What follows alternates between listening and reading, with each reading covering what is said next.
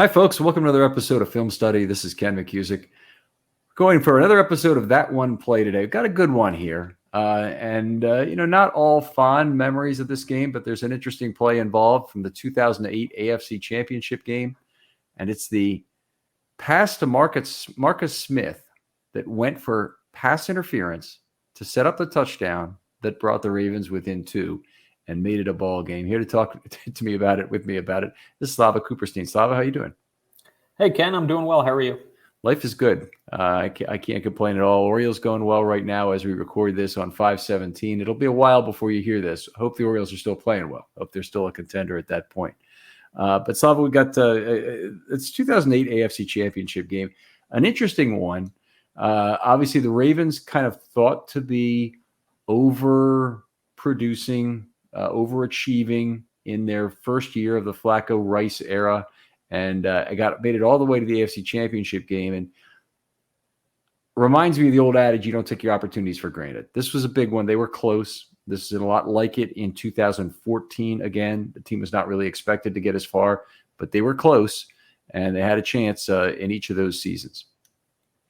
Yeah, absolutely. I mean, I think overperforming or exceeding expectations is really pretty accurate.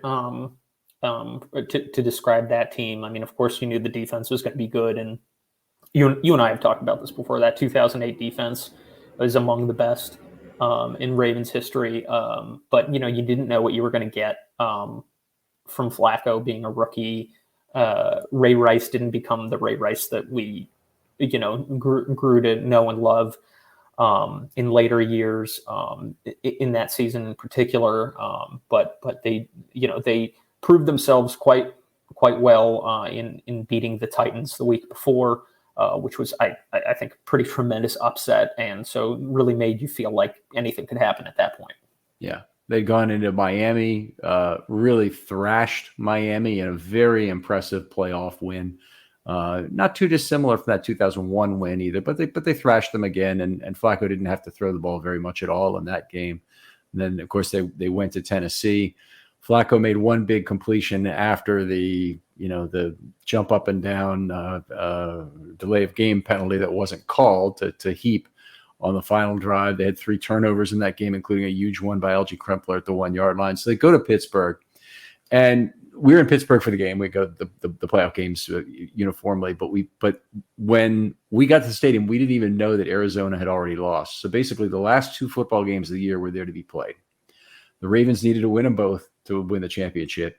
And they had already found out that the playoff opponent, or the Super Bowl opponent they would have gotten, would have been the Arizona Cardinals. And obviously a lot of people looked on the Cardinals that year with some disdain. Yeah, I mean, it certainly seemed like a winnable game from the Ravens, although, it certainly would have been interesting to see how they would have handled Larry Fitzgerald and Anquan Bolden and Kurt Warner playing quite well. But it would have been nice to have that opportunity. But the Steelers and the Cardinals did give us a classic. They did, and the Steelers honestly won on one of the luckiest plays in Super Bowl history with the fumble recovery on the last play of the first half, barely getting into the end zone, I believe on review, on Harrison returning that ball. So very weird, fluky play that won them that game. And they actually came back to win it on a Santonio Holmes toe tip as well. It was also reviewed. So, lots of close calls there, and definitely, not the blow-away Super Bowl I would have probably expected out of this. But let's get back to the AFC Championship game, because the Ravens and the Steelers were sitting down for the 3rd time that year. They lost the first 2 meetings with the Steelers in 2008. Yeah, and this was sort of the I think there was obviously their division rivals, but this was the season where the rivalry really, really heated up, and I think the entire NFL took notice and started making a lot of lists of top division rivals. But to sort of set this play up, the pass interference to Marcus Smith, it's 12:50 left in the fourth quarter, and the Steelers were up 16-7. really wasn't a whole lot of offense, courtesy of the Ravens at that point, but still felt like it was a fairly close game. The teams were pretty evenly matched. Really classic Ravens Steelers game. And so, at that moment, 3rd and 1, Steelers are on their 37-yard line. There's an empty set, short pass low to the ground. Ray Lewis nearly intercepts it. This is a great season from Ray Lewis. Him and Ed Reed at the peak of their powers. And then Ed Reed's greatest season for my money. 2004 was also terrific. 2008, he had 5 2-interception games, including in the playoffs against Miami. So fantastic year from Reed. Yeah, absolutely. I would have loved to see him win, Defensive Player of the Year at both safety positions. That would have been just a nice, feather in his cap. But sometimes they just want to give it to a different guy or something, or the Steelers were the favored team that year. Whatever it was, I agree with you that Ed should have come home with the hardware that year. But right after that, the Steelers punter Mitch Berger shanked his punt so bad. I mean, I had forgotten about this, but upon rewatch, the announcers were saying he kicked it so badly that he almost missed the ball with his foot, and set the Ravens up with pretty favorable field position on their 42-yard line or so. Couple plays. There's a nifty double reverse with Mark Clayton picking up 16 yards, and then a holding pushed us back. And a few plays later, it's 2nd and 7. Ravens are on the Steelers' 21-yard line with 9:39 left in the game. And so a couple of the key. I just point out that they got to 1st and 20 after a holding call by Gaither, and Gaither had a great year, by the way, in 2008. But the one bugaboo about Gaither in his 2 years as a regular for the Ravens was he had a lot of penalties, and he really needed to cut down this. But great blocker on offense, great blocker. Against pass blocker and run blocker. But they got in a 1st and 20 hole, and a lot of times that's going to be the end of a drive against the 2008 Steelers, and particularly for the 2008 Ravens offense. But they had a 14-yard completion and an 11-yard completion to Derek Mason, who was really Flacco's go-to receiver that year. Lots of hitch routes, lots of short stuff. Mason could still sell a vertical route at that point in his career, and he had one the previous year for the previous game for a touchdown against Tennessee. But coming back from that 1st and 20 situation was a big deal, and that got the ball all the way down to the 35-yard line at that point. No, the 24-yard line at that point. Yeah. So, Derek Mason, one of my all-time favorites. Really, when I thought about this play, I thought about Flacco's most productive plays throughout his career. The category of plays. One of them was the comeback or hitch route to Mason. Another one was the check down to Ray Rice, and the other one a little bit later in his career was the drawing pass interference to Torrey Smith, and this is sort of this was sort of the prototype this play for that, and it was really nice to see Flacco. Like, no matter what was going to happen in this game, I was really happy with the fact that even though Flacco hadn't had a great game, this was really important in his development. So if he was going to fail, he was going to fail forward.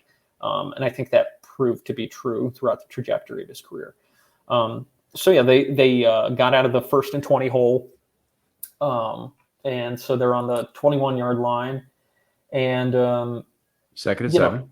Yeah, 2nd and 7. Flacco, again, hadn't had a great game, but the moment didn't seem too big for him. Marcus Smith, who was the intended receiver on the play, he was a rookie wide receiver, 4th-round pick. I don't think he ever had a single reception for the Ravens in his entire career. So this is a great story, and I wrote an article a few years ago about the other guys, the guys who'd had like 1 or 2, but it had to be less than 30 receptions in their career, but they had 1 or 2 big catches. And it's like Billy Davis had 2 catches on the touchdown drive against Jacksonville for the first win against them that culminated in the Shannon Sharp touchdown at home. Or another one was Ernest Hunter, who's an unknown, had his 1 catch on the game-winning drive in the Ravens' first game in Baltimore. He was actually number 1 on the list. But Marcus Smith never had a catch for the Ravens, but he had this play. You'll talk about it in a minute. I just want to say, coming into this play, or all time, Marcus Smith had been targeted either 3 or 4 times, depending on who you look at, in his career, all in 2008. Okay. And none complete, 1 intercepted, passer rating throwing to him career, 0.0. Okay. So we've talked about Lee Evans before, and they had something like a 4 passer rating throwing to him in the 10 season? No, it was 2011 when he was with Baltimore. And then they had a few completions in the playoffs to him. Marcus Smith, never a little bit of success. Stayed on the team for a few years as a gunner because he's pretty good at that. But this was his shining moment in his Ravens career. Yeah, absolutely. I mean, it's just and it just goes to show you what the Ravens' depth on receiver was down to at that point. I mean, Clayton and Mason were around, but for Marcus Smith to be the target on that play, you had to, you were scraping the bottom of the barrel. They started 2 wide receivers in that game. Just to go through this, they started 2 wide receivers. They had Yamon Figures, who was a kickoff returner. They didn't really trust with the football at all. They threw the ball to him 1 time that year, I believe. And Marcus Smith was their 4th receiver in the game. So they were doing it with tight ends. Marcus Smith was really their 3rd receiver in the game. So they didn't really trust anybody else. I'm just going to try to see if they never put the snaps out for this game on offense, and I didn't have it. I have it for defense, but I don't have it for offense from this era. So it's just interesting to see. But Marcus Smith was on the field a fair amount in 11 personnel for the Ravens this day. Yeah, absolutely. And, some of the other players who were, the other important player for the Ravens who was involved was Willis McGahee, who was back to block. Mm-hmm. I have really fond memories of Willis. He was a free agent pickup in 2007. He led a pretty seamless transition for Jamal Lewis. Had some really excellent, memorable plays in his years through with the Ravens, and had an incredible nose for the end zone. Even when 2008 was the year of the 3-headed monster with him, Ray Rice, and LaRon McClain. But even as they transitioned out of that, when Ray Rice became more of the focal point, I mean, I don't remember if it was 2009 or 2010 when Willis McGahee had just an absurd number of touchdowns on like a very limited snap count. But he was very consequential in this play. He had an incredible block, really excellent block, and I think he was an excellent pass blocker, generally speaking, on Ryan Clark, who was the Steelers' pretty good strong safety, laid some brutal hits in this game in particular, including one on Willis McGahee, somewhat infamous. So Willis was back to block. Ryan Clark blitzed. Willis basically, upended him completely, giving Flacco the crucial time he needed. I believe it was 4 Ravens sent 4 wide, and Marcus Smith was streaking down the left sideline. And he's being covered by Ike Taylor, who I think, I always got the sense that Ike Taylor, he had a 12-year career at cornerback for the Steelers, and I think he was perhaps unfairly maligned by the fan base. They just never had elite corners, just like we never had elite receivers. I mean, I think that's a fair statement. Ike Taylor, pretty damn big physical corner. He's definitely a press guy. And one of the things that Ike Taylor did legendarily well is play the boundary. And I always use him as an example when I'm talking about great boundary corners like Jimmy Smith and he are really the 2. But Taylor a little bit short in the speed department relative to some other cornerbacks in the league, and probably a little bit short in the ball skills department too. He was mostly a physical guy, try to bump you to the sideline, try to dislodge the football after it arrived, but had a little bit of a hard time finding it in the air. Yeah, I think you would have loved to have Ike Taylor as your number 2 corner. Sure. But he was the number 1 corner in Pittsburgh for a long time. And I think, he got some of their ire from that. And this was one of those plays where he was definitely criticized. So Marcus Smith, again, streaking down the left sideline, and in the end zone, Flacco delivers the ball to the end zone, and Ike Taylor just commits the cardinal mistake of that time, which was to not turn your head around in coverage, and just stuck his hands in the air in the sight line of Marcus Smith. And that was something that, back then was going to get called all the time. I was actually going to ask you, Ken, I seem anecdotally to notice that these days that doesn't get called. I don't recall that ever being officially changed in the rules, but it doesn't seem like they're calling that these days. Yeah, it used to be you could get a face guarding flag, and it didn't matter even if you got a little piece of the ball on a PD somehow. Now I think that it's gone away in the sense that if you get any piece of the ball as you go up to face guard, then you usually are not flagged for that. And it seems like to the point that corners are being coached to react to the receiver a little bit. Yeah, I agree. But back then you couldn't do that. They'll flag it every time. It didn't seem like, honestly, the most catchable ball in the world, but he did. Ike Taylor did completely shield Marcus Smith's line of sight, so it seemed like that was enough for them to want to throw the flag, which set the Ravens up at the 1 yard line, which ended the drive with a 1 yard touchdown run by Willis McGahee, making it a 16-14 game. Let's take a second on that one because I've actually forgotten whether they used their prototypical stretch right with McGahee to try and get Nada on the field and put in 7 offensive linemen to bully the Steelers on that play. Yeah, I don't recall. I'd have to take a look back. Okay, that's right.